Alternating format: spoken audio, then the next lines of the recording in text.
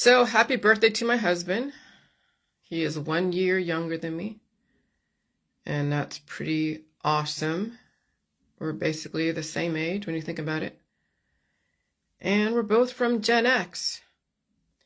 And that's awesome to be married to someone who came from the same generation and from complete opposite backgrounds. So we have something to bring to the table to each other. And we still come from the same generation. Why is that important? Because we both came from a world where we had to do things on our own, kind of grow up on our own, and learn the hard way, be accountable for our actions.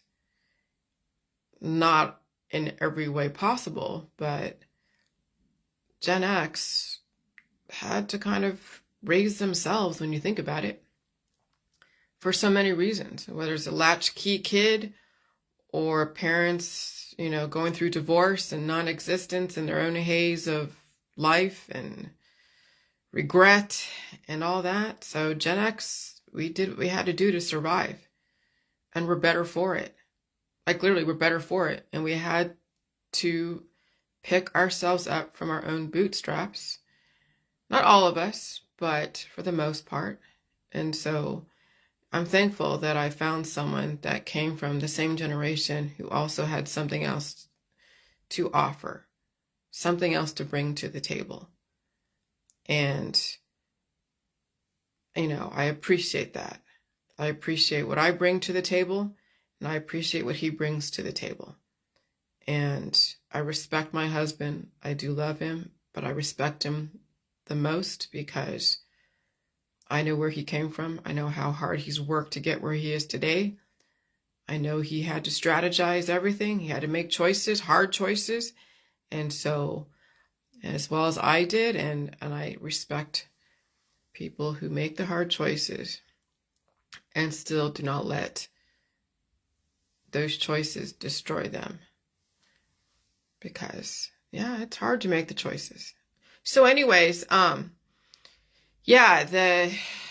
last few weeks, I've been just dealing with virus after virus after virus after virus and picking up new ones, or the ones that were already out there that I wasn't exposed to, finally get exposed to. So my immune system is working extremely hard in assimilating to the environment and then repairing any damage from any kind of, changes. Because any kind of blunt force trauma or exposure to diversity will cause a type of uracilic mutation, and then you must repair the damage and get on a different wavelength in that specific situation. What do I mean by that? Well, I noticed that my right nostril is opening up. And it's so weird because it's always been my left nostril that I've been dealing with when it comes to a lot more crusties that are up there. When I'm releasing demons, it's usually my left nostril. Sometimes it's my right nostril, but I've noticed that my left nostril was the predominant one, the dominant one. And then within the last couple weeks, it's been my right nostril that's been opening up. And there's a meaning behind that, and I'll get to that in a minute. But yesterday I was noticing that even after taking that dog back to its home and being exposed to the microbes and going through that process extremely fast, and then rolling my ankle and knowing that before, maybe 10 years ago, if I rolled an ankle, whether it's the right one or the left one, I would have swelling, I would be, down or feeling the pain and suffering. And I didn't feel that at all. I was actually, blowing my nose, and all that, and went through that process extremely quickly. And so that's something remarkable that I've seen as a difference. And oh my gosh, that's so cool.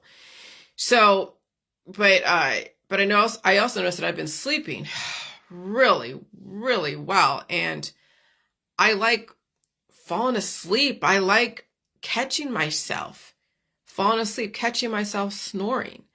It's so cool. People think, snoring is a bad thing. It's like you have sleep apnea, you have this and that. No, this is a very different sleep that I've ever experienced before. And I think it has to do with also the pain that I've been feeling in my shoulders, in my arms, knowing what my husband goes through when he's in pain, when his back is in pain, but it's not like a debilitating pain. It's a powerful pain that you can work from and derive some kind of strength and benefit from. And so it's been such an interesting journey. And also just trying to figure out how to wrap my mind around the next few weeks.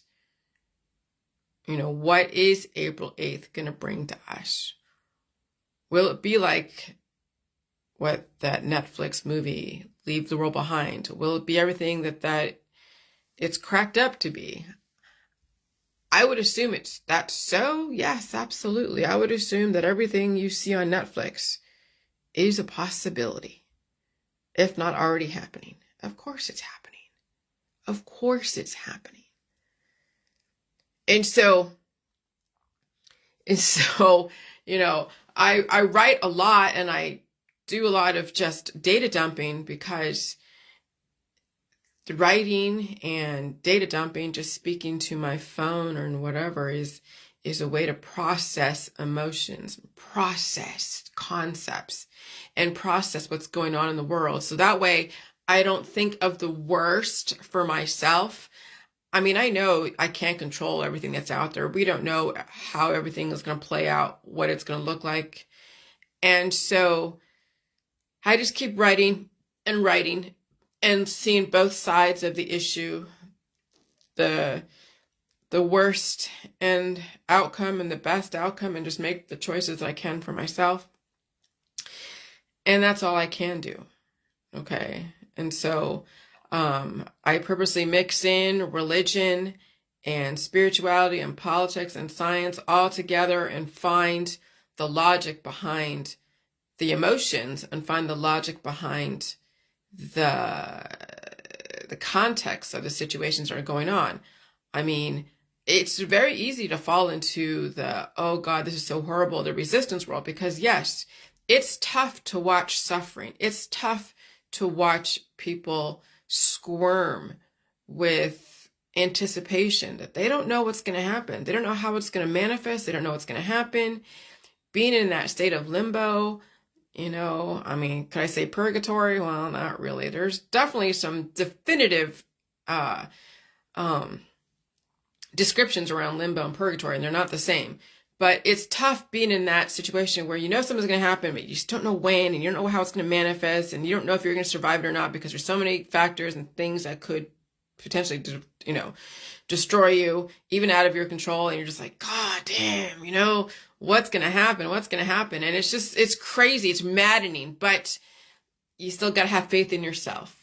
Listen to indicators, listen to authority, and just try to get out of harm's way. What is it? The Hunger Games? You're going to have to defend yourself.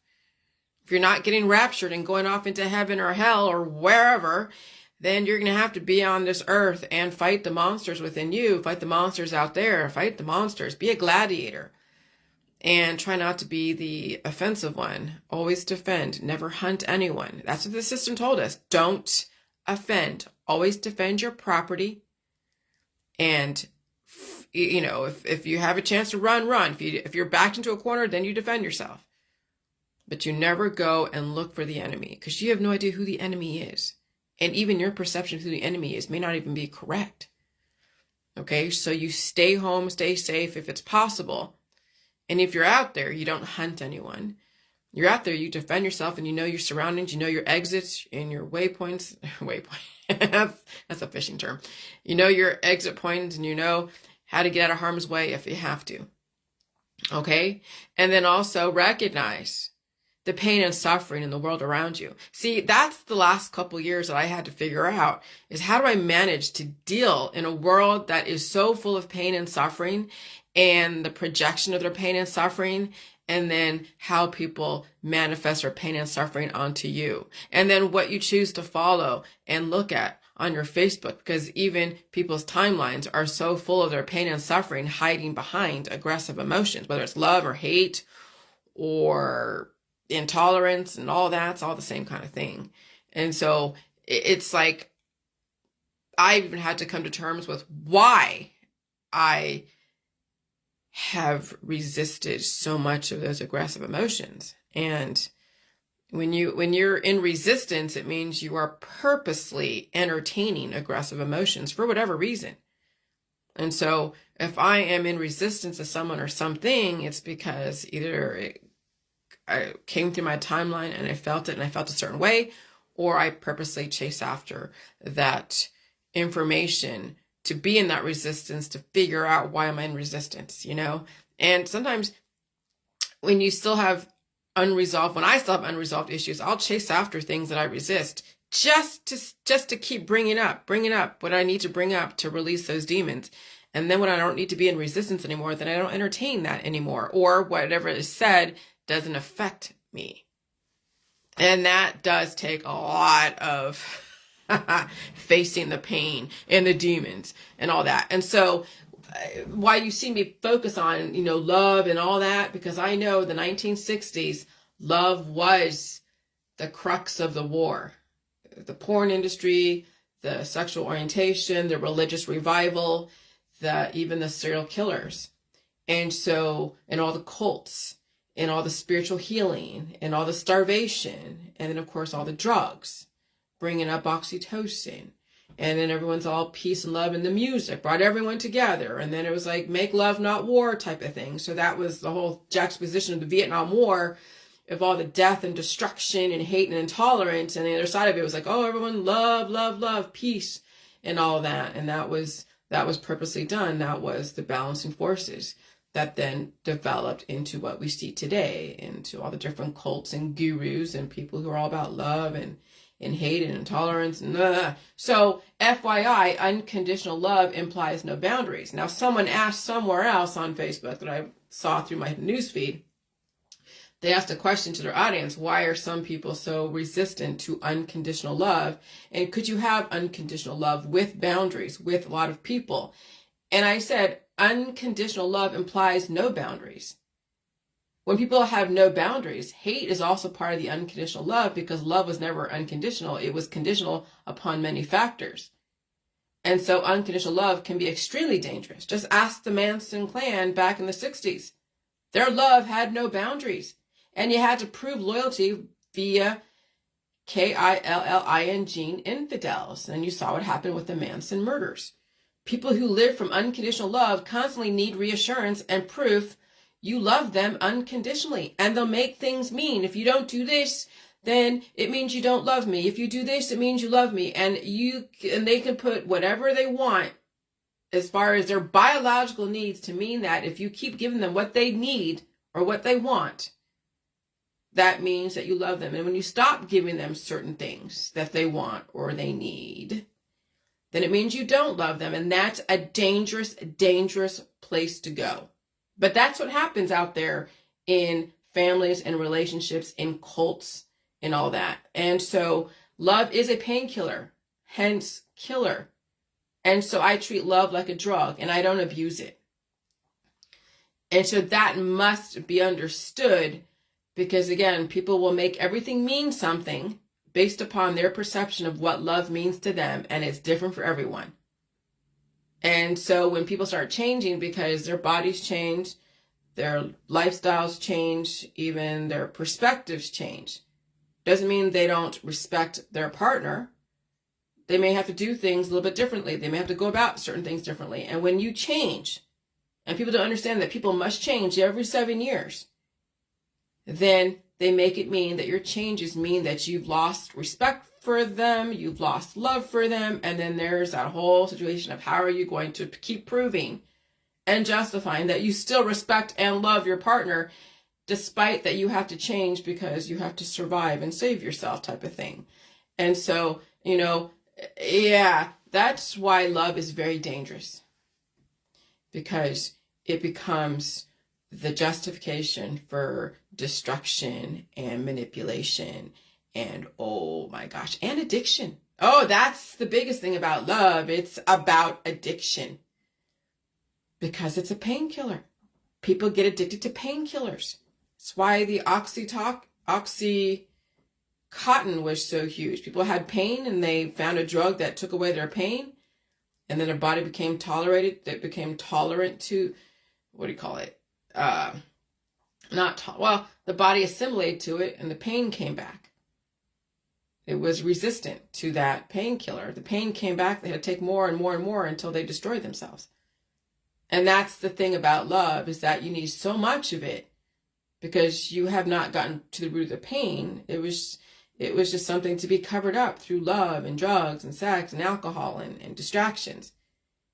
And then when the love and the sex and the drugs and the distractions don't work anymore, and then people become destructive.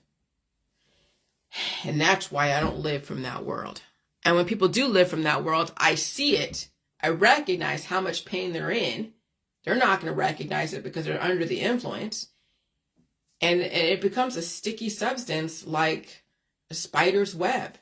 And then people feed on people when they have found a way to wrap their tentacles around them and intend to suck the life out of them. And that's what happens when people are addicted to love. They find the nearest fly and they suck the life out of them until there's nothing left. And they go find the next person, the next thing to suck the life out of. And that could be an animal, that could be more children, that could be anything out there that's willing to give themselves up to someone and be that sacrificial lamb. And that's why families can be dangerous, because they're sucking the life out of each other.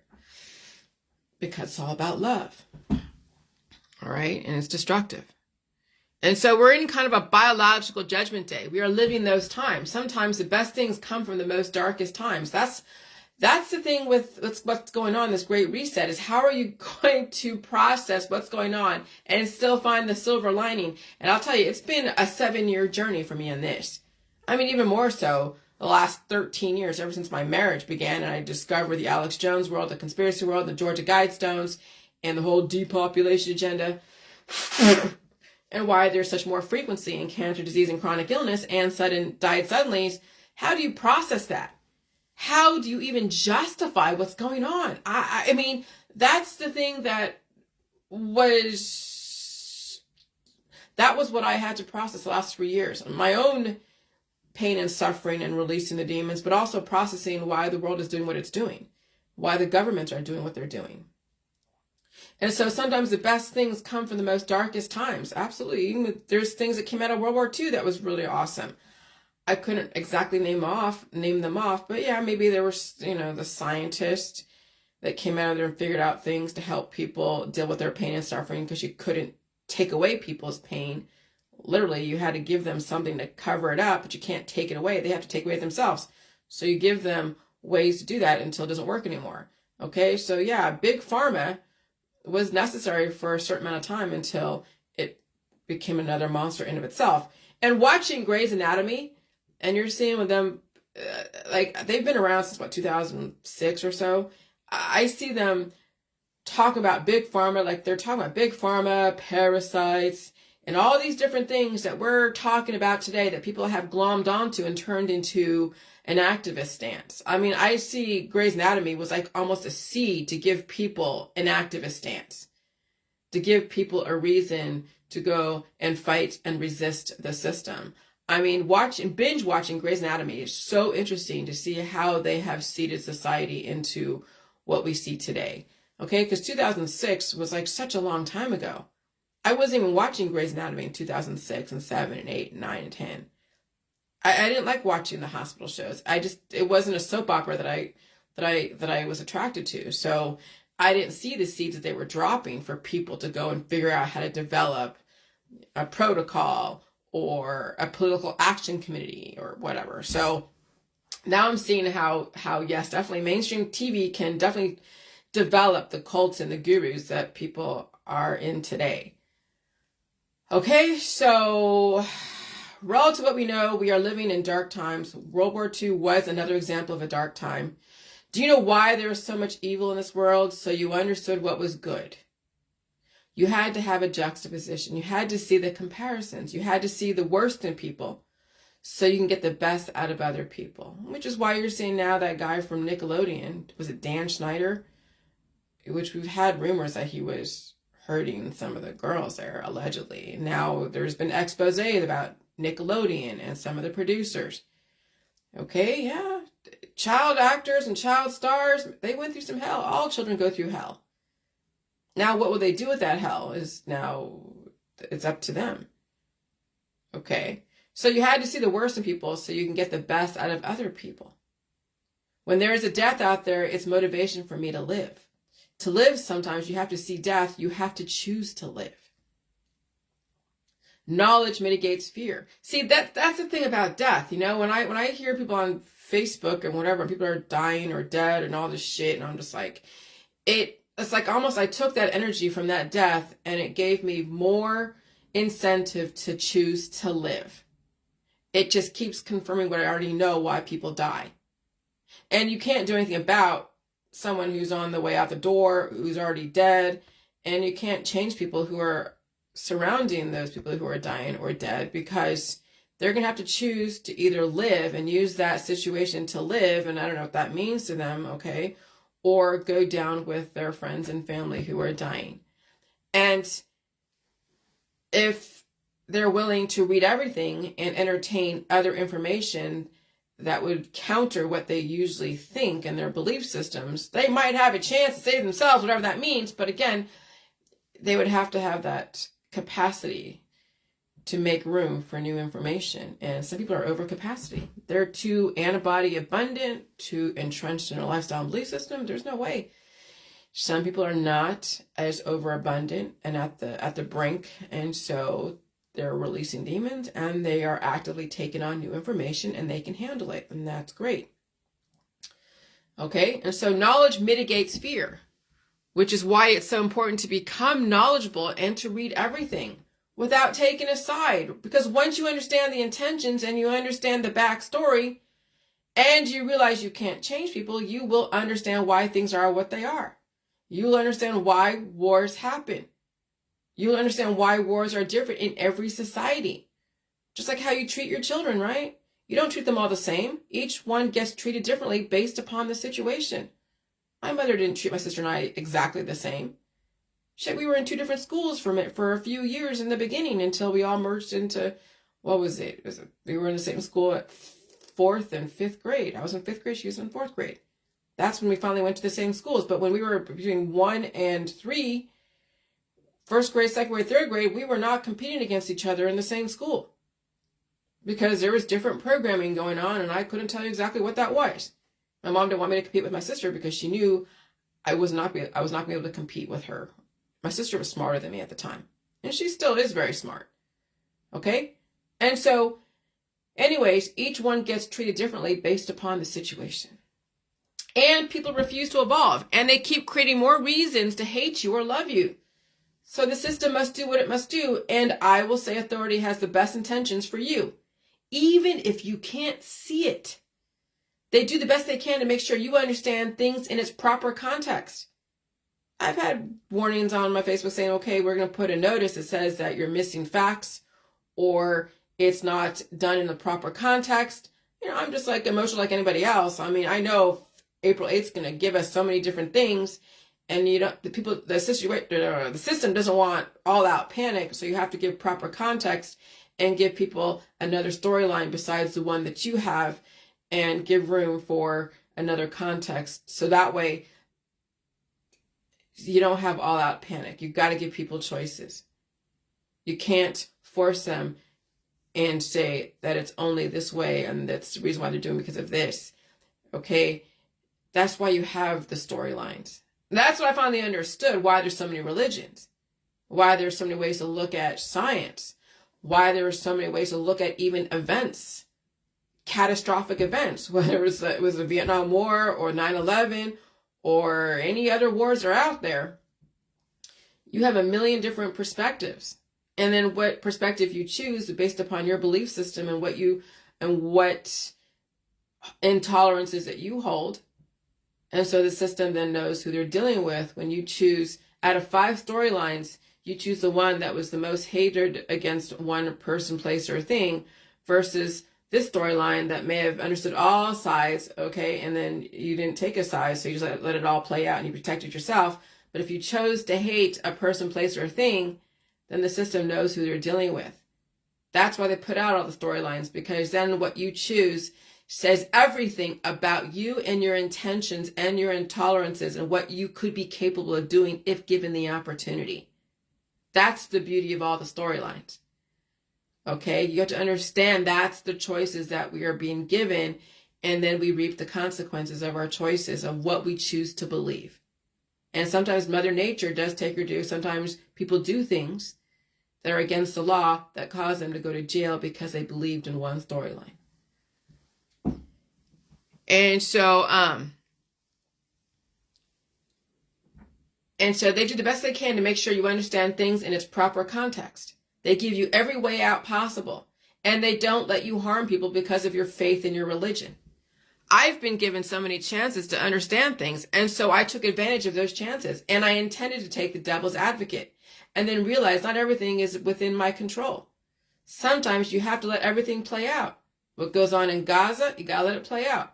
What goes on April 8th, you gotta let it play out. I'm staying home and staying safe. I'll have a full tank of gas, I'll have some food, and that's it. I'm not even gonna go outside. Really, I don't need to look outside and look at the darkness. I'll just let it play out and look at my Facebook and see what's going on in Texas and Oklahoma and wherever else. And listen to my neighborhood. And if there's no internet that time because of a blackout, then I'll just listen to my neighborhood. Maybe I'll go outside if my neighbors are knocking on the door going like, what's going on? But even then, it's still, that's going to be interesting. And here's the thing. If there is a power outage and communication is interrupted, I would be very careful going into I wouldn't even get into your car to check on people. I mean, you could try, but you could be marooned somewhere. You can get into a car accident because someone died behind the wheel. People who are at home, let them stay home. How will you know if they're okay? Well, you may not know.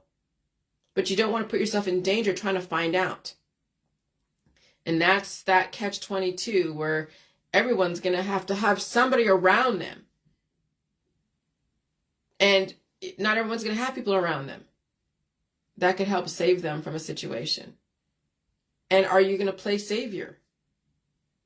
I mean, I kind of see how that might happen with my husband's a good driver and he's aware, and maybe he might be checking on people during that time. I don't know. I'm sure that might happen because it's scary when the lights go out and the communication is shut off for whatever reason because of the grid and all that. And maybe there's an alert that says everyone shelter in place. Maybe that will be the thing to keep people at home. Shelter in place, there's something going on. You don't know what it is. Okay? You have to let things play out. You can't always save people. You can't always save situations. You have to let things play out. And so all of us have been given chances to figure out some shit out. Now we are approaching what is called a judgment day. And that's different for everybody. That's why you can't afford to be ignorant in an extremely educated society. No matter how we think people are not educated, they are in their own way. They're in their politics, they're in their religion, they're in their science. They're in their belief systems, they're in the conspiracy world, okay? Judgment day is when everything that you've done against your body, mind, and spirit will come to surface. And it will be hell for many people. It's been hell for me the last 3 years. That's why I kept talking about every time I got sick, I was reaping what I sowed for using all the remedies, harboring diverse company within, attempting to disable my immune system with medicine and pills and supplements, trying to escape painment. Yeah, the jade juice cured me. That's why I was so skinny. Remember how skinny and hot I was? You saw pictures. And then the COVID-19 came around, and it actually made my boobs bigger, made everything bigger. And then I was eating food because I was feeling the pain of the headaches. And I knew I had to feed my body all the food to deal with that. And so Judgment Day is not just a theological theory, it's also very appropriate in the sciences and, of course, biology and social constructs. Judgment Day caught up with me the last 3 years. I literally had to pay for all the sins I committed against myself within the last 3 years because I basically cured myself with the J juice. And I was so skinny and starving, so when I finally ate, that's when my immune system kicked in, and I had to pay for everything I've done to myself. You've been watching it the last 3 years. So all the garlic oil and the colloidal silver and all the supplements that I took and all the different detoxes that probably developed another colony-forming unit of offspring I was harboring in my body. and any other medication I've taken, and any other injuries that happened to me within the last 50 years, everything came to surface. Hives. And so some people know how painful Judgment Day will be because they've seen what people have gone through the last 3 years. It's only going to get worse. This is the time to start understanding the other side of the story, if you have the capacity to. Now that you have access to information, you have no reason to deny information presented to you. The internet is at your fingertips. If you can get past those who mock you and say, "Oh, you're a Google scientist.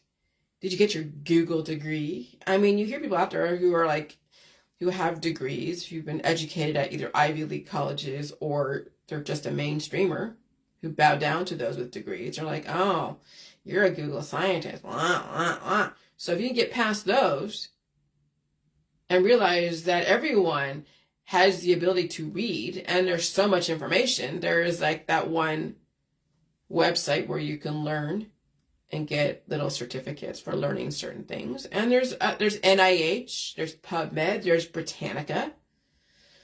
There's so much free information, Wikipedia.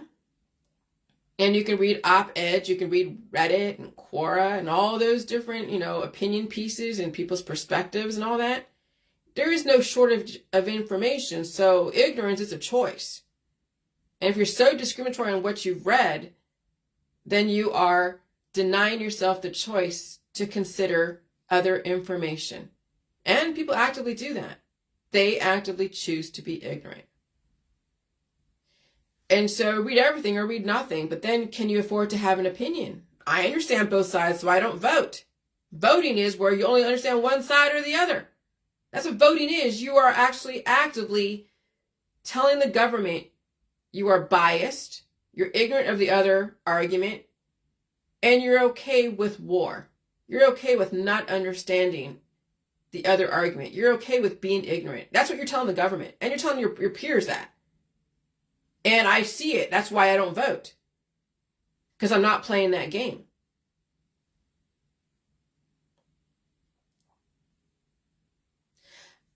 So I understand both sides, so I don't vote. Which means I can afford to have an opinion. Which is so ironic because my mom says if you don't vote, then you can't afford to have an opinion. Bull fucking shit. You chose to be only Democrat or Republican. Or you chose to vote for whatever side, Democrat or Republican. When you make a choice, whatever it is, as far as voting for a person, place, or thing, regardless of party, you're not understanding the other side of the story. Because there's some people that will gain benefit from the opposite candidate. And why would you want to disenfranchise them? Why would you want to take choices away from them?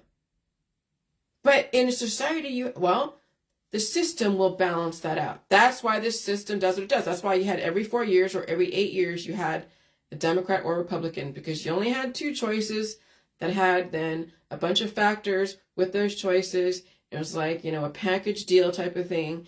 And so they gave, one side of the country 4 to 8 years of pleasure in paradise, and the other one was in purgatory and hell and whatever. And then it switched. And then the other side got pleasure in paradise while the other side had purgatory and hell. And everyone was then able to experience both sides.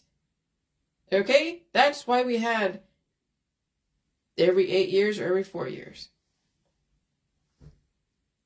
So when you don't read everything, what's the basis of your opinion? Because if you actually understood the other side of the story, you might not have the opinion you have right now. Ignorance is the basis of fear, intolerance, and hate. And so just FYI, since I was raised Jewish, so yeah, I was converted to be Jewish. But then in the orphanage, I was told, at the Seventh-day Adventist orphanage in Vietnam, I was baptized. And yeah, I'm sure there was a bunch of Catholic charities going on in Vietnam. Vietnam was once occupied by France, and so yeah, there's a Catholic influence in Vietnam. And there was a bunch of, churches that came through and orphanages that took the babies that didn't have parents, that couldn't handle the war, whatever, and they took them, to America to be adopted, and there you go. Okay? And so I was baptized at the Seventh-day Adventist orphanage as a baby before arriving in America. I am covered on all sides. No purgatory for me, in case anyone was wondering. Now, in Catholic theology, limbo was suggested to be a permanent place where the souls of the infants who died without baptism ended. So limbo is derived from the Latin word limbus, because I had to figure out limbo, what does that mean? Which means a boundary or the edge. With this, the Roman Catholic believed that this was a place between heaven and hell, where unbaptized dead children resided, as they could not enter hell because they carried no sins, and could not enter heaven because they were yet to be purified of their natural sins, the Adam sin, which is being born from a mutation. That's basically what children are. Even all of us have been born from sin, okay? Offspring come from medicine. And so the Roman Catholic Church no longer believes in limbo as it was ruled out in 2007 by the Pope. Okay. On the other hand, purgatory is a temporary place where the Roman Catholics believe the soul of a dead person stays as they wait for their purification to become clean and enter into heaven. So, I mean, on this earth right now before the rapture, would you say that the walking dead out there are in purgatory? Maybe some believe that. Maybe some believe they're in purgatory right now, and they're waiting to be purified, and then at some point between the life and the death, before they enter heaven, they'll be cleaned of their sins, and that's the whole angel stuff. And that's, so I can kind of understand now some of the born again Christians that even meld into the whole Catholic stuff, because the whole rapture stuff, that's what's so interesting to me. Is like this whole rapture stuff. Where are they getting this rapture stuff? Well, and I see it scientifically when the climate changes and people don't have the ability to release, and they're holding on to so much overabundance of information. Well, dying suddenly, and then you see in the hospitals, maybe if you look through cameras, that then their soul rises, I guess. So America, okay, I know science has everything to do with religion, especially the Catholic Church. Why do you think so many hospitals are run by the Catholic faith? I mean, I here in Ohio, Mercy Hospital, so many different hospitals have a religious background to it. Even a lot of these schools and universities. America is run by a Judeo-Christian society, and both have excellent merits as far as life and death and managing the death process during life. One has evolution, the other one has creation. Both are interchangeable relative to what perspective you come from. Both religions are necessary. And I want to learn the religions based upon science. So that way I understand both sides of the story. I'm not going to just stay in creationism and Christianity. I'm not going to just stay in Judaism and evolution. Not that those are that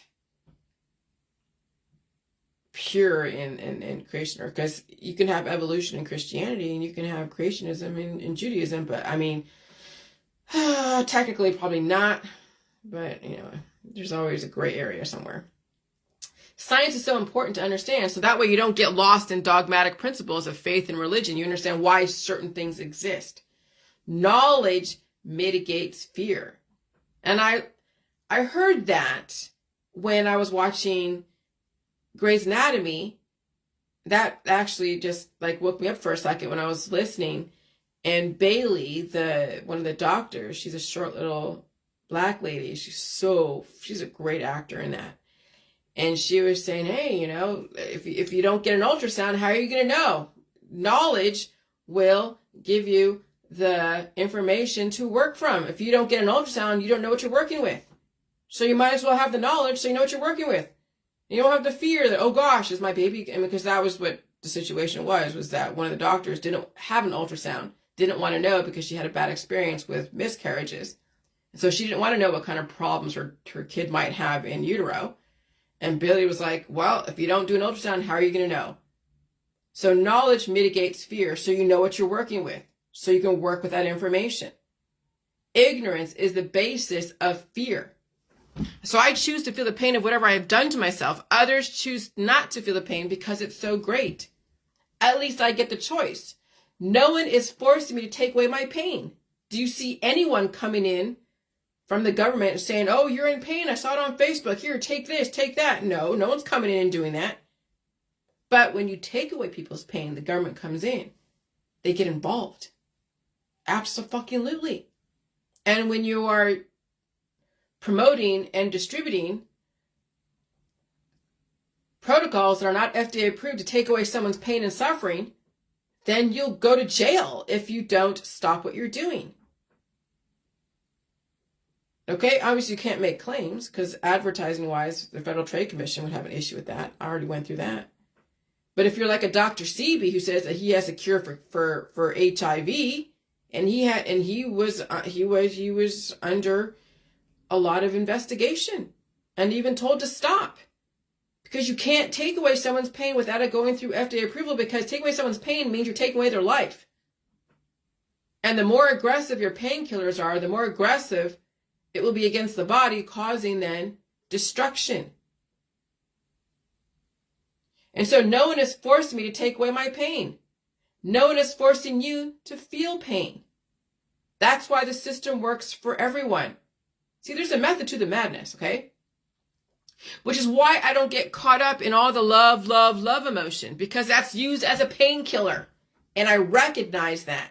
I don't subscribe to it. Eventually, painkillers turn into deadly addictions and hate too. The basis of all addictions is running away from your own self-inflicted pain. So if someone's putting their hands on you, well, they shouldn't be doing that. If they're causing you pain, they shouldn't be doing that. And so if you can't control what someone does to you, then either you're allowing them to do it and you're not saying no, or you need to call the police because someone is harming you.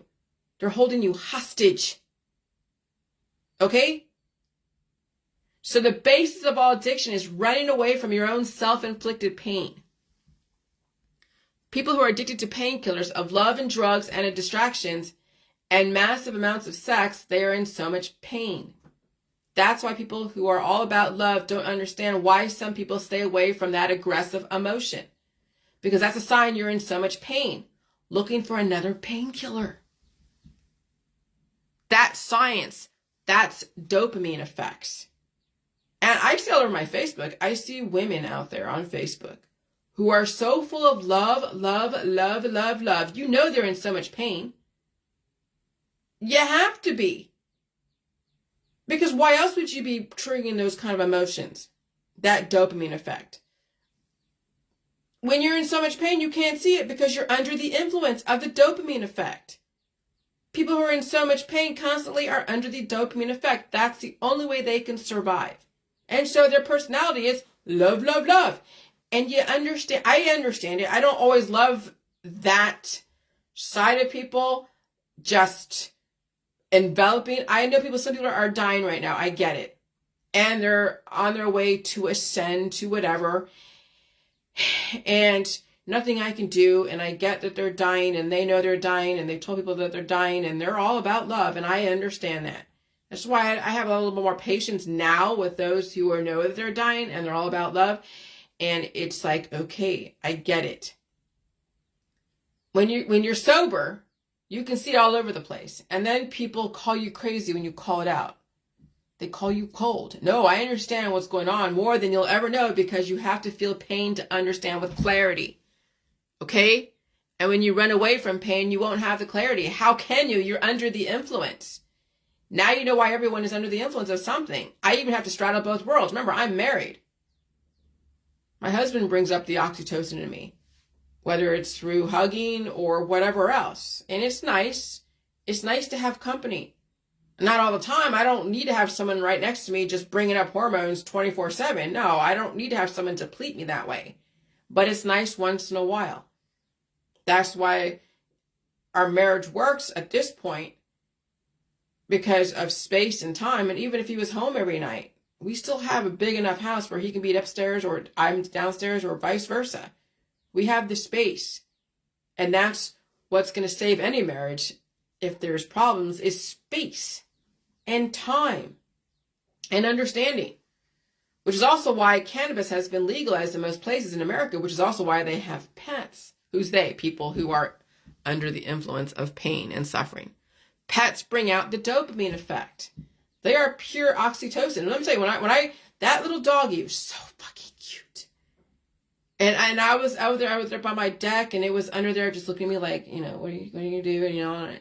And it had the blue eyes, and I was just like, just petting the head so gently, and the ears were just like, and he was just looking with such love, or she, I don't remember if it was a boy or a girl. I wasn't checking. But I was just like, that minute I felt the dopamine effect. I felt the oxytocin come up. It was such a nice moment. Okay?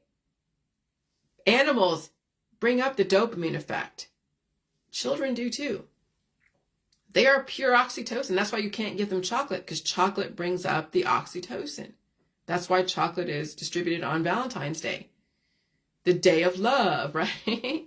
Which is why the other side of love and cuteness is hate and ugly. People do breed animals to be hated, to be hateful too, Ask Michael Vick. Who's Michael Vick? He was the one that had that pit bull ring of fighting animals. He was a football player.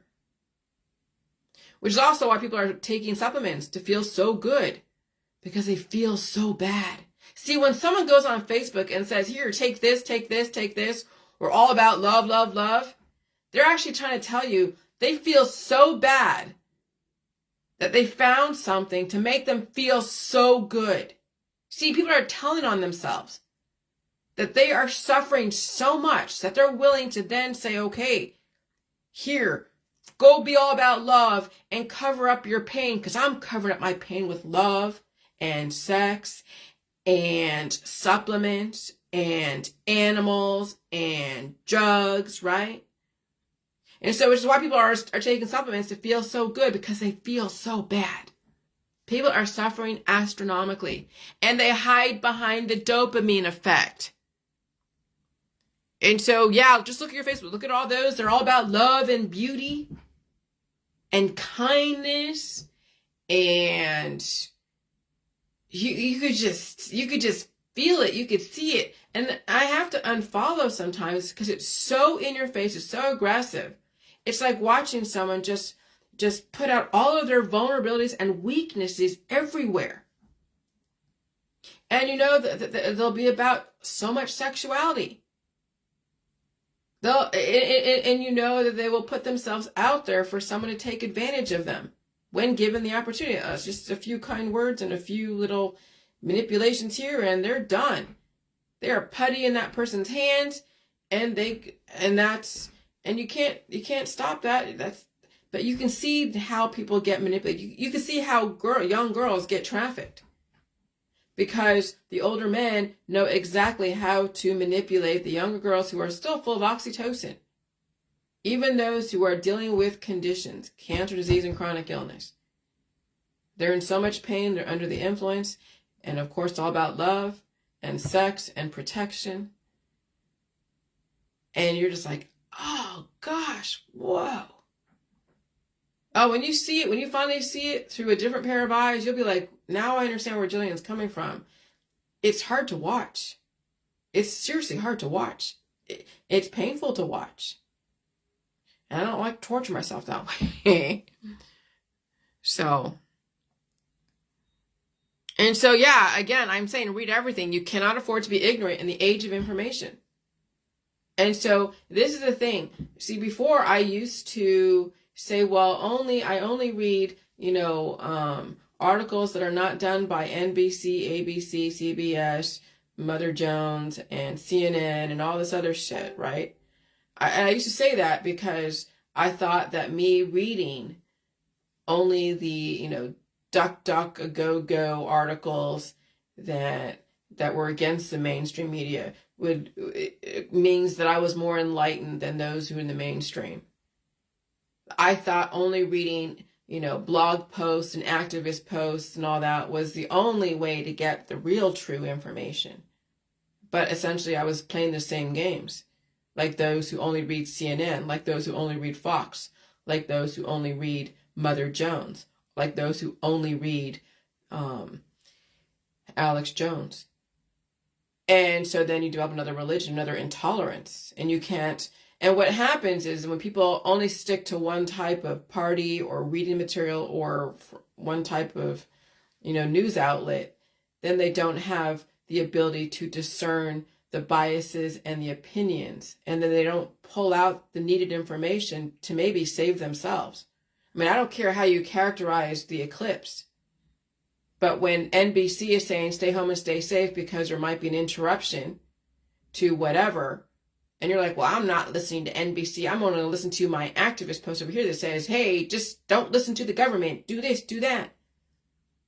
Then you'll put yourself in harm's way because you have no discernment. See, I can read an article that I may not agree with all of their politics, but when they're saying stay home and stay safe because there might be something going on that you don't know because of the influx of people, and you could say something else is going on, but that's fine. They're telling you from this context, there's so many people and there'll be so much traffic and so much utilization of services that there might be outages and there might be, not enough resources, that maybe you should stock up on food, water, and fuel and stay home so stay out of harm's way, regardless of if you agree or disagree with the reason why. See, the reason doesn't even matter. It's the fact they're saying stay home and stay safe. Look beyond the reasons and see, okay, they're telling you something. But those that don't have discernment, they will say do everything the opposite the government says. Just do the opposite. And so then, you get a bunch of cult people who put themselves in harm's way.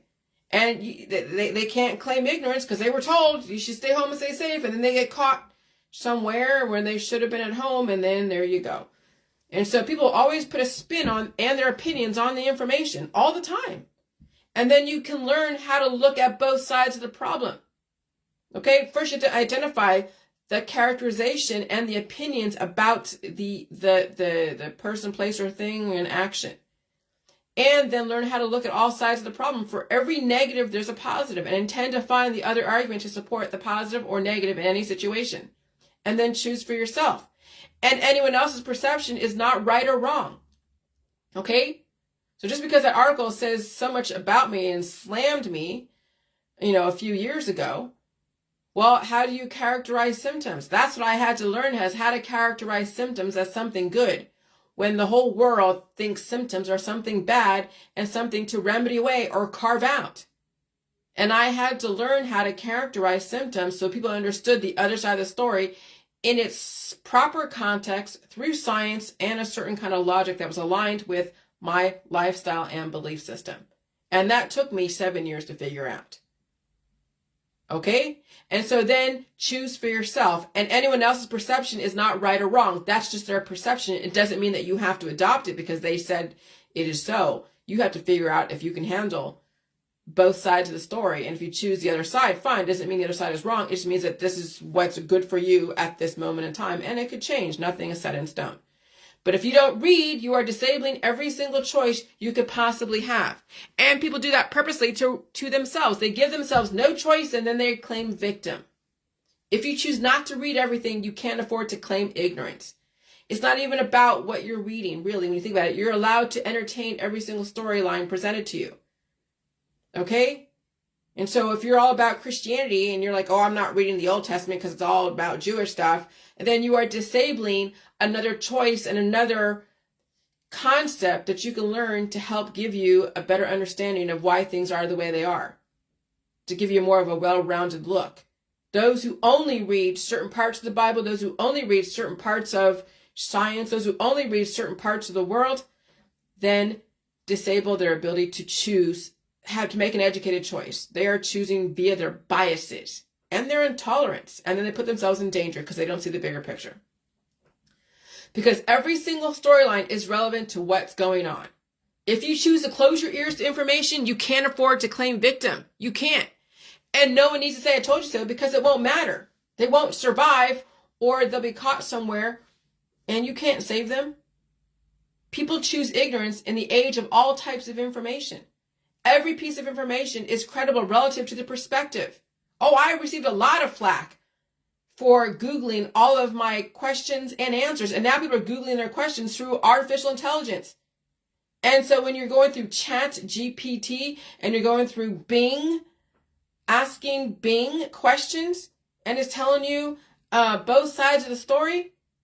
You really think now you want to mock me for Googling the information and finding out both sides because Chat GPT or Bing or whoever else is giving me both sides? Are you willing to change your tune, those who mocked me for Googling all of my information? Because that's where the internet is going now. You're going to have to Google. If you don't know something, you Google it. Oh, I was ahead of my time. But no, those who were intolerant, who couldn't understand evolution, mocked people for it. I'm sure now they probably are still even more resistant to Googling everything. They're going to stay stuck in their little world, and then they will be blinded. They will have blind spots, and then they will be blindsided. That's what happens. People are blindsided because they choose to be blinded by their intolerance.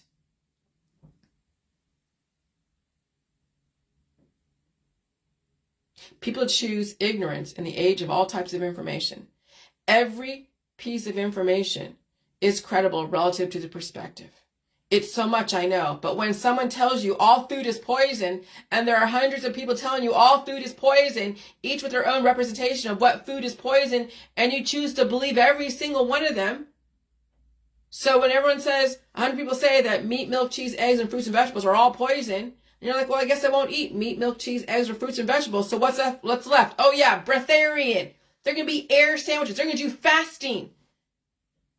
And find something that doesn't represent meat, milk, cheese, eggs, fruits, and vegetables. That's what happens when people believe everything about what someone says. When they're making absolute statements like salt is poison, sugar is poison, gluten is poison. And so you chose to believe whatever someone told you. You chose starvation. You chose ignorance. When someone says you probably should stay home and around the apocalypse and you decide to go out, that's the eclipse. You chose. Despite all the warnings, you chose. In the age of information, it seems people can afford to be ignorant, right? So when you have so much money, then you don't need to work, right? You have so much money, so you just do whatever. You don't realize you're using up all your money, and so then you're like, okay, and then you realize once the money's gone, well, shit, I thought I was so wealthy. No, you used up all your lifelines. And so in the age of information, it seems people can afford to be ignorant. They don't have to go and be like, okay, maybe I should understand this. No, it's like right in their face that they can't even see it. And so pain is knowledge, right? It is. Pain is knowledge. Every single time I dealt with pain, I became smarter and smarter and smarter. Symptoms are knowledge. Absolutely, it's telling you something is going on, but you have to learn how to characterize it correctly to save your life. But then you have the other way. If you have a symptom and there's a remedy and there's a surgery and there's someone else that can give you a painkiller, then you will have that choice. And then you can't claim that someone's hurting you when you've taken antibiotics and surgeries and done harm to yourself. But that's not harm to you. Okay, that's fine. Food is knowledge. Reading is knowledge. Listening to warnings is knowledge. Knowledge is wealth. And people are so wealthy and so spoiled with information. So you have your internet at your fingertips and you're not even going to use it to save yourself. It's like you take it for granted. That's what happens when you have access to almost everything. When kids get everything they want, they take it for granted. They don't see the value of the food, the water, the air, the safety, the comfort of their bed and their blankets and climate control. So they take it for granted and they squander those resources. They waste resources. And so that's why people are so wealthy and so spoiled with information. They don't see the value. They can't see the forest for the trees. And so they relish their own ignorance. People are so proud to be ignorant and very discriminatory on what they read. They choose not to make the connections. They choose not to understand the other point of view. They choose to go to a very baser level instinct of resistance, denial, and distraction. That's why we're in a great reset, because humans must evolve from that lower, baser level instinct, because it's destructive. Why do I give a shit? Well, it's not that I want you to change, because you will or will not. I mean, some of you can't even read very well. Some of you can't even comprehend information very well, and it's not even your fault. Reading was not promoted in your household. You might have dyslexia. You might have attention deficit disorders. Okay. I just remember how discriminatory I was about what I read and how we fall into those paradigms of, oh my gosh, you should only feed your brain one thing or another, right? And someone would always have some kind of characterization on what you should feed your brain. I even did. I'm like, hey guys, you should read some information like, what's a protein? What's a cell? You shouldn't just, put your brain in all this other stuff because it's causing, but that's not for me to say. Just have some kind of diversity in what you're reading. It's called diversity. Feed your brain everything. And maybe one day it will all make sense. I don't love violence, but occasionally I will read it and I'll watch it. I mean, Grey's Anatomy, so much cutting into people. They're all about cutting into somebody. And you know how I feel about cutting into people, how that does damage. But there's a bigger message, a larger message within Grey's Anatomy that I'm gleaning from. Even though they're cutting into people and I have to look away when they're actually using a scalpel on some of the dummies that they make look to be real. And I'm just like, gosh. But I am able to discern the other messages that are being sent through those movies, and it's awesome, or those episodes. And so I don't love violence, but occasionally I will read it. And I will watch it. Sometimes I look away because the storyline is so good. I look away, but I still hear what they're saying. And so if you don't eat all food in the food supply, how could you possibly capitalize on the nutrition available to you if you don't make it available to you? But you think food is poison. It's like saying words are like the devil. Don't read those words because they are the devil, according to many people. Or only come from love, love, love, and never sadness or anger. And so you become so discriminatory on words and lack of feelings and everything else. Then you turned your food into a religion. You turned your feelings into a religion and something to worship or claim it's a demon. And then you see people become intolerant. Oh my God, I see it all over Facebook. Then I become intolerant because I am dripping with all of your goo. You see how that works? Which is why it's difficult to have relationships with people who are so aggressive in their love, in their hate, in their sadness and melancholy. Which is why I stay on my own or I unfollow. We're all connected. There's no doubt about that. But I know how aggressive I am because I react to the world. I'm a product of my environment. Which is why I can't wait for the Great Reset so people understand what I'm talking about. Because I feel like people don't even understand what the hell's going on. And that's a lot of the conspiracy world. That's why people keep going on and posting and posting. And I get it. I do too, in my own context. I get it. It's an outlet. We're so angry. We're so full of angst and anxiety. And we want to save the world. And we think what we're doing is going to save the world. When in reality, we're just getting out our own demons. But are we developing new demons because of that? Well, I guess everyone has a choice, right? And so I can't make them until they feel it. Once they feel it, then they'll understand. I hope they survive it. And that's why the diet suddenly could be a blessing, because people don't want to suffer. And so if they can get their absolution and no regret through diet suddenly, hey, everyone wins. And people can get closure. So that's kind of why I dread and can't wait for the Great Reset, where everyone will be on the same page. Because that day is going to come. I don't know if it's April 8th. I don't know if it's this year, next year. I don't know. But at some point, all of America and the West, and even Africa, because they're watching too peripherally, we're all going to be on the same page. I mean, I'm seeing diet suddenlies trickle in from Africa and New Guinea and other places. And I know Africa's going through their own Babylonian rise, and they will have their own fall because, remember, they're getting introduced to Western ideals. Capitalism, sexual orientation, religion, the role of the woman, role of the man, spirituality, all the different remedies, and then influencers, the rich, the poor, the cars, the fast cars, the intellectuals. Oh yeah, Africa's up and coming. And they're going to rise, and they're going to have their own fall, and we're just going to watch. It's like watching your brothers and sisters go through the same thing you went through, and you really can't stop them, but you know what they went through. But you can point out, you know exactly what's going to happen. You can predict the outcome. And so, but I digress. Now, everybody will understand this information, and I don't expect everyone to. But I remember how discriminatory I was around reading certain things. I used to only listen and read right-wing information or left-wing information. And finally I read both, and then anything else that was available. All religions, all different politics, all the different sciences, principles, and even Googled new ones. Because I can't afford to be ignorant in a world full of information. It seems some people think they can afford to be ignorant, not realizing it will work against them. But to them, they are wealthy. More power to you. Just like people who can't wait for the rapture and then go to heaven. I can't wait to just relax and let people finally see what I've been saying for the last 20 years. Some people will never feel what I felt because they'll die suddenly. Some people will actually feel the pain of regret. And I hope they survive it, and I hope they feed it and release it. And I'll tell you, it's no picnic. When you're blowing your nose, and your nose is like a faucet. It's no picnic. And you still have to keep eating meat, milk, cheese, eggs, everything. And some people cannot afford to eat the cabbage, eat the meat, eat the milk.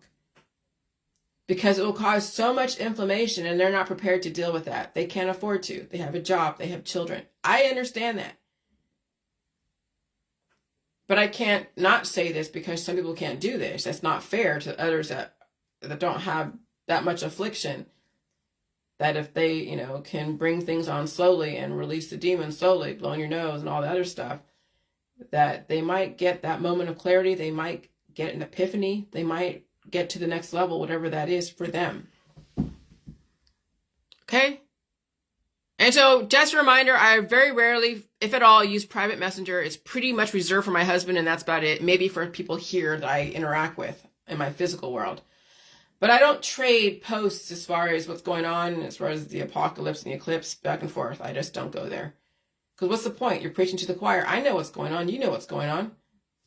Sometimes Facebook will warn me that it's missing information. That's fine. I'll delete it. I don't care. And so when I delete something, it's because I got warned about it. I don't need to keep reposting it. So whatever's up, feel free to watch it. But at this point, I don't care to go through private messenger to do any of that. That's preaching to the choir. If you see stuff on my Facebook that you can add as far as more information, that's fine. But at this point, it's pretty much too late, guys. I mean, we are 2 weeks away from D-Day. You can't stop what's coming. It's already here. Okay? No matter what you post, no matter how many warnings you have given people, it's not going to matter. All of us are doing the best we can to survive using whatever we think is necessary to survive. Some of us will survive, others will not. I hope you survive. But you can't stop what's coming. I stay home and stay safe. That's pretty much all I can do. There's so many warnings on my Facebook of what's going on. At this point, I think people are an automatic pilot. They're automatically resisting what's going on, or they're so compelled to keep posting and posting and posting like it's going to change something. Okay? I can only change myself. I can only get out of harm's way. I can only eat food. I can only report on what I've been feeling and thinking. That's all I can do. And yeah, I'll tell you, when you stay home more than not and you're not resisting and you're staying out of harm's way, you're not in large crowds, and you're not playing those games that people play out there who are against what's going on, you might not suffer from the lasers and the drones and the robots that might be out there. Okay? This is the time now to kind of stay on your own for the most part and be around people that you can relatively trust in short spurts, because obviously when you're around diverse company, you have to release those demons and it's painful. And so being on your own, going through the modes of virtual is probably safer than being in mixed company, obviously, and then being around so many robots that you don't know what they're programmed for, what they're trying to do, and what kind of frequencies are giving off. And so, yeah, and I couldn't tell you if when they convert to everything all electric, what's going to happen to all the houses with the gas lines? How are they going to convert that? Are they going to turn off the gas and then say, here, bring in an electric heater? Or, how do you heat your water if you don't have a gas line? See, that's the thing. These are the things I don't know what's going to happen for those who have gas.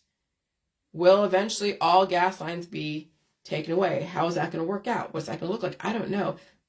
That's kind of the crazy thing. So, just do the best you can. Because even home may not always be safe, but where else are you going to go? So where else are you going to go? And that's a reality. Like, oh, it's a reality that, oh my gosh. All right, so about as far as left and right nostrils. So this nostril was always something that I had a lot of boogers on, and that I was like blow my nose, and that was like the opening to releasing the demons. Now this side of the nose is opening up. It was the last couple days. And then I would feel, I had a stitch that when I blow my nose really hard, it's not as prominent, but I would blow my nose really hard on this side. I would feel a pull underneath like my diaphragm, like somewhere in my lung, there's something there that is being released. It's a trip. Okay, and that's within the last few days. So my left nostril was the predominant one that was going through the process of opening and releasing demons. Now it's my right nostril. It's fascinating, which is why I'm so much more relaxed when I go to sleep at night. I see a marked difference in how I go to sleep, how I fall asleep, and how I stay asleep, and when I wake up. The nasal cavity, which includes both the left and the right nostrils, plays a crucial role in our immune system and overall health. And so let's explore how each nostril contributes. Left nostril, breathing through the left nostril, yes, is believed to activate the parasympathetic nervous system. And so when you're able to release the demons out of here, okay? Yeah, okay, awesome. Audrey says, I've been getting that too, the stitch feeling, the right side of the nostril beginning to open up too. Yes, yes. And so breathing through the left nostril or releasing demons and blowing through that is believed to activate the parasympathetic nervous system. The system is associated with rest and relaxation, promoting a calming effect on the body. It may enhance digestion, reduce stress, support overall well-being. Then there's a right nostril. Breathing through the right nostril, I believe, or releasing demons, is believed to activate the sympathetic nervous system. The sympathetic nervous system is responsible for the fight or flight response. It increases alertness, energy, and readiness for action. Oh yeah, I've been energetic and alert and ready for action. So immune system connection. The nasal cavity is lined with a mucous membrane that produces mucus to keep the nose moist and prevent dryness and nosebleeds. Little hairs called cilia filters the air, preventing the dust and dirt from entering the lungs. And capillaries beneath the nasal epithelium warm the air by convection. Serous and mucus-producing cells secrete enzymes like lysozymes and proteins called defensins, which have antibacterial properties. Immune cells patrol the connective tissue deep to the respiratory epithelium, providing additional protection. In summary, both nostrils contribute to our overall health, and their alternating activation may help balance our nervous system and support immune system function. And so that's why I don't believe people should get their tonsils taken out. I don't believe that people should be taking things to stop their nose from running, taking decongestants. No, you have to cough and sneeze and blow your nose. And if your ear, nose, and throat have some kind of issue and you're afraid to blow your nose because you might blow out an eardrum, then you're going to have to do things very carefully because you have a lack of proper connectivity. Because when I go like this, when I plug my nose and then put the pressure out, I can feel it in my ears, and sometimes I can actually feel the poop come lower down through my lower immune system. So you can leverage pressure up here to release down there. Okay, everything should be connected, but when they're not, that's when people have bowel blockages and they have all types of issues with cancer, disease, and chronic illness and die suddenly because they're corked up, literally. Okay, so there's a whole thing with purgatory. I'm not going to go into all that. I mean, that's all like Catholic Church stuff. But yeah, the next big climate deadline is for meat and dairy. Okay, so I'm going to be eating lab-created meat if there's no more organic meat, right? And even lab-developed milk from the yeast. Okay? And so we're heading that direction. I'm fine with that. Someone asked me, well, I hear that they're using cancer cells in animals to develop lab-created meat. Well, absolutely. Because cancer cells are just life, but it's the opposing life. It is the competition in your body why you're getting it cut out, because you're not releasing the demons. But it's just life. And so they take cancer cells from a cow, okay, and then let the cow go and run free and be loved and be whatever, someone's pet, not someone's hamburger. They take that cancer cell and you grow it in a lab and you develop steaks and hamburgers and proteins for whatever. Hell yeah. It's not cancer anymore. It's a cell that you can convert to then your vital organs. See, cancer is only cancer when it is a competition for resources in your body.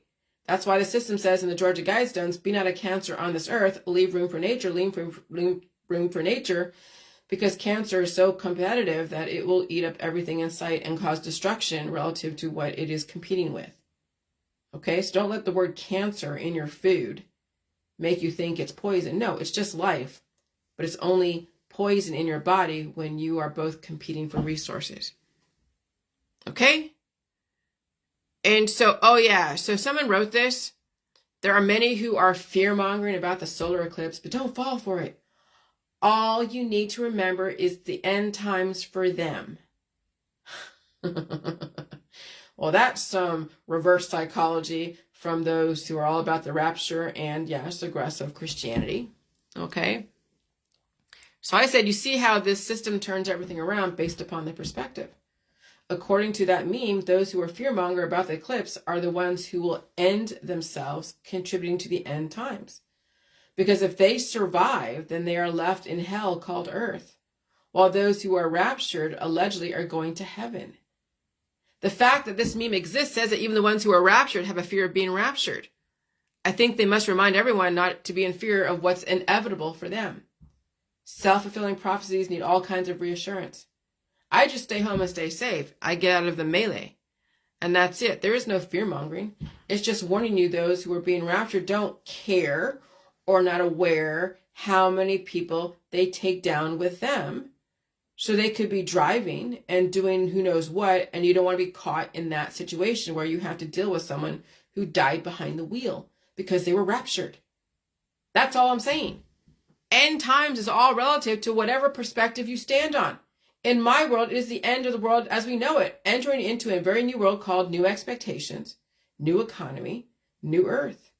Some people who expect to be raptured might live in that loop that Zach Bagans keeps trying to free the ghosts from.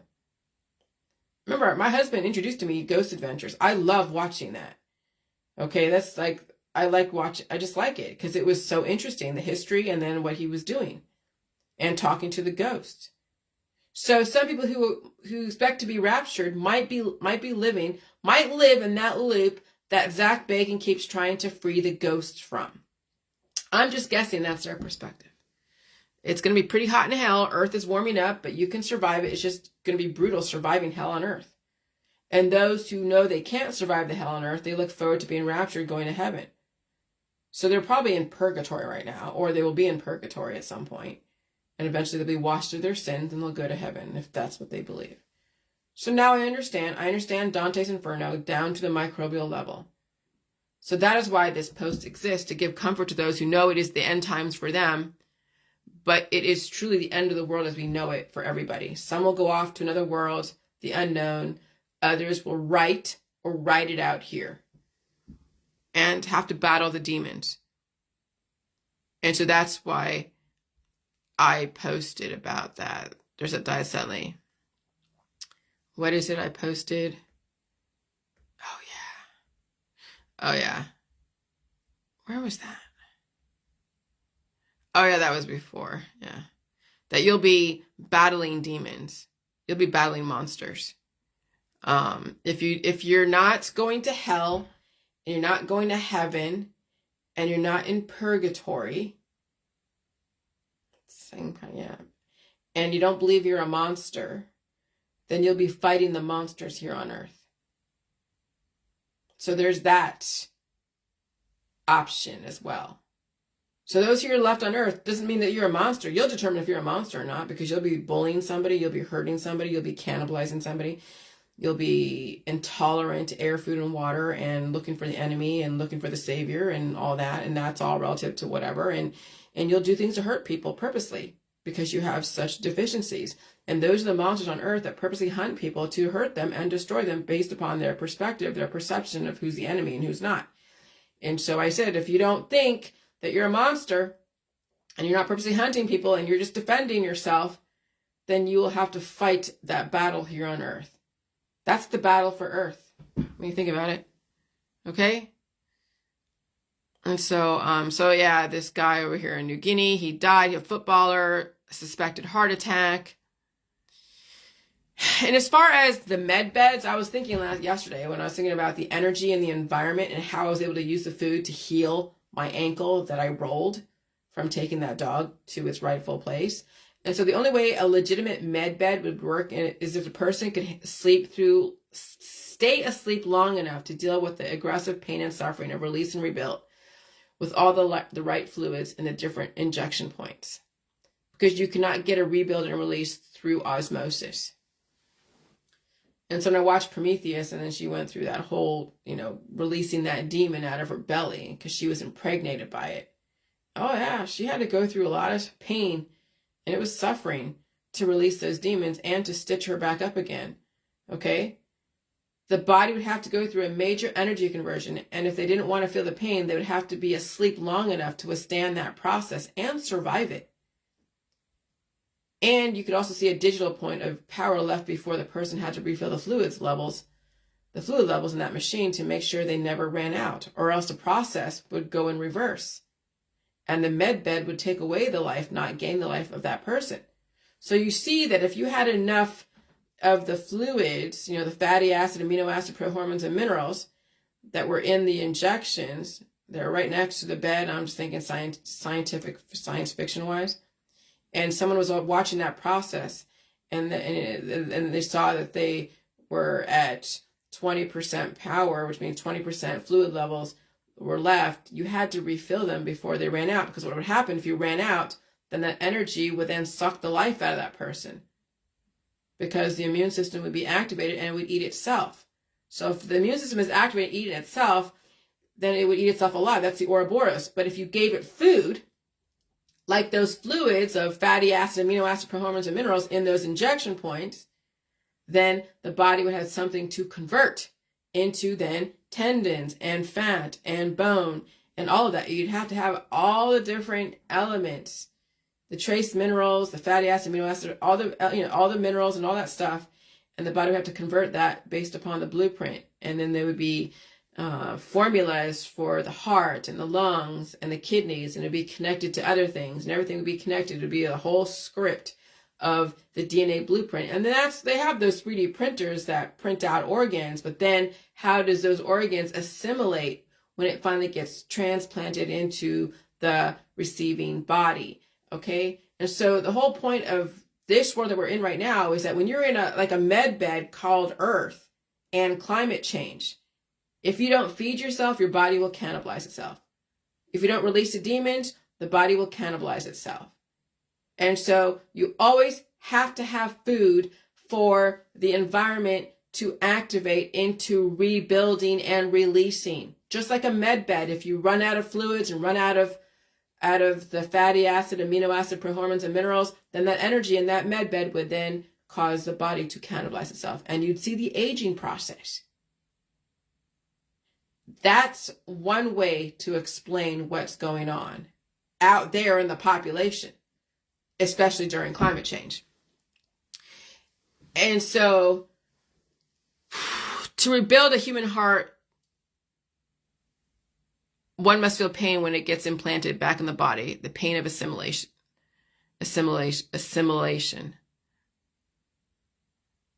and all that, okay? I don't know if people understand that, but that's okay. And I said penance, penitentiary, pence, penis, P-U-S-S-Y, punishment, people. And so this is really important to understand. That's why I don't subscribe to the energy healing, anti-whatever world. You cannot feel pain for other people and expect them to survive. Okay? You can't pray. You can't pray away people's pain. You just can't. You cannot take away pain from people and expect them to survive. You cannot take food away from people and expect them to survive. And you should never put your hands on someone else to take away their pain or give them pain unless you intend for them not to survive. The road to hell has been paved by good intentions. And we are in hell right now, and definitely we're in limbo, and it's all from good intentions. You're trying to take away someone's pain and suffering, and it's their own self-inflicted pain. You don't have the power to take away someone's pain. Only the government can do that. And so what you might face, will the death of somebody you're so close to prompt you to live and choose life, or will you choose to die with them at some point, even faster during climate change? And so this influencer dies at age 36 after doctors misdiagnosed stage 3 cancer. Yeah, cancers are happening so quickly that by the time you get a diagnosis, it's too late. That's what symptoms are now. That's why people are probably waiting, like my trolls or whoever, are probably waiting for me to die because I keep talking about symptoms. And so when someone like this influencer, who has never been conditioned to release and to retain, when she has symptoms and she's so used to saying, okay, it's just a little cold or just a little pain, not realizing there's a lot more going on under the surface. And then they finally get checked out because the pain became so great, but they didn't realize that even that first bout of pain was probably stage 2 cancer because it happened so quick. Then it's too late. And so what did I say? People are getting used to this. You will deplete yourself of thoughts and prayers. It won't mean anything, right? People are like, oh, thoughts and prayers for her death. I'm like, this is part of the landscape. You must get used to this. I see so many people posting how they need to pray for people out there. What's the point now? It's not for other people. It's not for the other people. It is for yourself and your absolution. It's a selfish thing to say you got to pray for other people. The people already had so much energy coming their way and they couldn't handle it. They could not handle the energy they had. So what makes you think they can handle your thoughts and prayers? So they died suddenly. Do you really think all of your thoughts and prayers are going to make it right for them? I already found my own penance. I can't repent for other people. I was watching Grey's Anatomy, and one of the characters knew that the young teenager drug addict would have to deal with the suffering of her boyfriend dying from an overdose. The parents wanted to protect the daughter from the knowledge, but the doctor said she had to be able to deal with the suffering and survive it and choose to live. She had to suffer from the knowledge that her boyfriend died from an overdose. Maybe that will be the straw that breaks the camel's back, and maybe she will choose to live. Maybe that death will give her life back. Maybe that must happen to people. There will be a straw that will break your back, and will you choose to live or die from it? That's why I can't pay penance for anyone else. The survivors have to choose to live. People are choosing today, they don't want to live. And you can't protect them from that. And so protect your own heart. You must be desensitized to all the death around you, because as soon as you become emotionally involved in everyone's situation, it will destroy you. Why do you think certain professions, people are so cold and they're used to death? When you've seen so much death in your life, you have to be desensitized to it or it will destroy you. Are you ready for the great fall in the springtime? So the paramedics that go and make calls on people, they have to make jokes because, or else if they get so emotionally involved with every single call they go to, seeing a dead person, day after day after day after day, it will kill you if you don't find a way to release that. And sometimes you have to be cold to protect yourself. Because that's the only way, or if you get so emotionally involved, then yes, it's a great suffering and you actually are feeling pain for other people, destroying yourself for other people. Why would you do that? And so I said Africa will go through their own Babylonian fall when all the conditions are right. They're repeating the same mistakes the West did. Tantalized by pleasure and paradise, large families, and love, love, love, and remedies and surgeries. And of course, intellectuals. Okay, so pain is my penance, and I'm paying penance. And so I understand now all the religions. That's Rosicrucian. What I have just went over was like all the different religions and the perspectives and even the sciences and the medicines and all that stuff and the absolution and all that. It's all Rosicrucian. The Rosicrucian Society and the Freemasons and all that, they have taken from all the different belief systems and figured out how to develop the new world.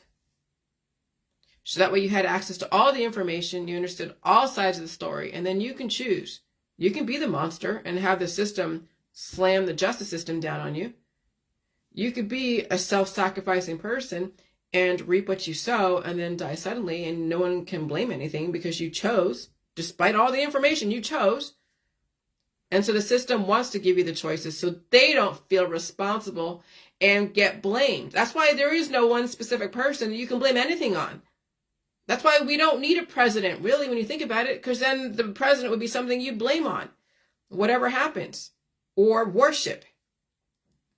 There has to be a collective of people who understand both sides, that can balance out both sides and give you the choice. If you want pain taken away from you, then you go see a professional. If you don't want pain taken away from you, then you're allowed the freedom to be in pain and to eat the food and to manage your own disease. But you're not allowed to go and project and promote how to take away someone else's pain, because then essentially you're ending their life, and faster in this environment. And that's why everything has to be FDA approved when you're making claims to take away someone's pain and suffering, because you could actually be taking away their life. Oh, I learned that. Believe me. All right, so that's it. That's all I'm going to say right now. And yeah, I feel good. I feel good. My ankles feel good. My stitch under my right diaphragm feels good. I've earned this relative equilibrium of a pain-free. And I have a good appetite. I sleep well. I have no fucking complaints. None at all. And I got to have a little bit of an oxytocin boost from seeing an animal, petting that animal, and taking the animal home and to its rightful owner. And I'm happy as a clam. All right, bye.